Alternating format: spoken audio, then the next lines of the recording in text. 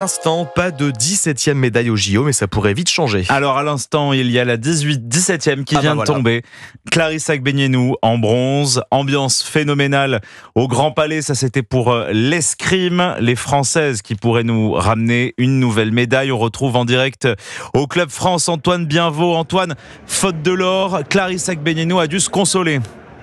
Oui, c'est avec le bronze que Clarisse Agbenienou repart autour du cou. Aujourd'hui, la championne olympique en titre s'est fait surprendre en demi-finale par la Slovène Andrea Leski avant de remporter son match pour la 3e place tout à l'heure et donc de décrocher cette médaille de bronze avec une petite pointe de déception. Pas de déception mais de l'espoir en revanche pour les épéistes françaises qualifiées pour la finale après leur victoire face à la Pologne tout à l'heure. Marie-Florence Candassamy, Oriane Malo-Breton et Coraline Vitalis tenteront ainsi de décrocher l'or. Ce sera ce soir, notez bien le rendez-vous à 20h30 face à l'Italie. Dans le reste des résultats de la journée, à noter la belle qualification pour les finales du BMX du français Anthony Jean-Jean et de la française Laurie Pérez cet après-midi. Des basketteurs tricolores aussi qui viennent d'arracher le match nul 84 partout face au Japon il y a quelques minutes pour leur deuxième match de poule. Et puis à retenir aussi la qualification en 8e de finale pour l'archer tricolore Thomas Chiraud ce matin. Suite du programme ce soir avec la natation. On suivra Maxime Grousset sur la demi-finale du 100 mètres nage libre. Et puis bien sûr, le génie Léon Marchand. Mais ça Thomas, je crois que Martin Lange va vous en parler. Oui, dans un instant. Merci Antoine. Un mot des larmes de Kevin Mayer. L'athlète estime qu'il n'a que 10% de chance d'être au départ du décathlon vendredi. Lui qui est détenteur du record du monde, il n'est pas complètement remis de sa lésion. Et donc la conquête de l'or, elle se poursuit pour Léon Marchand. Visiblement, il n'est pas rassasié après son triomphe aux 400 mètres 4 nages. Le nageur est de retour dans les bassins de la Défense Arena. Martin Lange, le nageur n'a pas fini d'impressionner. Et oui Thomas, ici au Club France, tout le monde n'a Dieu que pour lui et attend les nouveaux exploits du roi Léon. Dimanche, il a concassé la concurrence, repoussé à près de 6 secondes. Un adulte face à des enfants, pourtant c'est lui l'enfant, 22 ans seulement, ce sont ses deuxièmes jeux.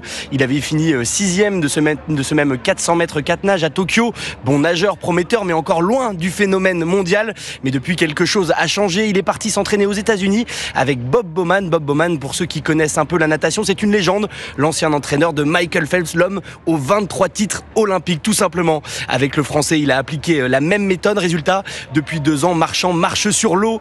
Double champion du monde en 2022, triple en 2023. Il a même battu le dernier record du monde de Phelps l'an dernier comme un symbole. Mais Marchand reste aussi très attaché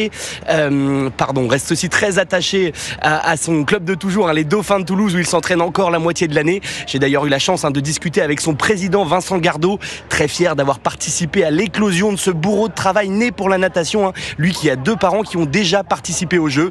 Eux n'avaient pas gagné de médaille. Lui, Léon, en a déjà une en or. Et d'ici quelques minutes, il pourrait se qualifier pour 2 finales supplémentaires. Et donc, pourquoi pas 2 médailles de plus dès demain. Merci Martin Lange. On suit sur Europe 1 cette demi-finale du 200 mètres papillon. C'est dans un peu plus d'une demi-heure maintenant. Il a fait jusqu'à 36 degrés sur les sites des épreuves olympiques. La fournaise olympique n'inquiète pas pour autant les organisateurs qui écartent tout report d'épreuves pour l'instant. Mais ces fortes chaleurs pousse les athlètes à s'adapter. Alexis de la Fléchère. Oui, à l'image d'Alexia Richard qui évolue sur des terrains de beach volley en plein air sous la Tour Eiffel, exposée donc au soleil, mais elle explique que la chaleur fait partie intégrante de ses entraînements. Il fait très chaud, c'est vrai, mais ça fait 2-3 ans qu'on va au Brésil pour se préparer l'hiver. On passe 2 mois à João Pessoa, à Rio, à Copacabana, donc c'est des chaleurs qui sont aussi très intenses et on a appris aussi à apporter de la supplémentation à tout ça, des électrolytes, des minéraux, etc. Donc c'est professionnalisé pour réussir à mettre tous les éléments de notre côté pour surmonter au mieux ce genre d'événement, de climat entre guillemets. Et selon sa binôme, Lézana Placette, le règlement peut s'adapter aux conditions du match. À partir d'une température trop élevée, on a le droit de boire pendant les changements de côté, donc tous les 7 points. Mais voilà, ça doit être décidé par l'organisation. Sinon oui, c'est très important de bien s'hydrater avant le match parce qu'on suit aussi dans notre vie de tous les jours quand on fait la muscu ou même quand on marche dans le village parce qu'il fait très très chaud. C'est vraiment primordial. Les 2 championnes qui ont gagné hier leur premier match de poule en nocturne joueront demain contre la paire espagnole avec au moins 10 degrés de plus. Les fortes chaleurs qui n'empêchent pas la tenue des épreuves. Aujourd'hui, il y a un terrain impraticable, la Seine. Ce matin, l'épreuve de triathlon a été reportée à demain, normalement, seulement en fonction des résultats des prélèvements qui seront réalisés aujourd'hui.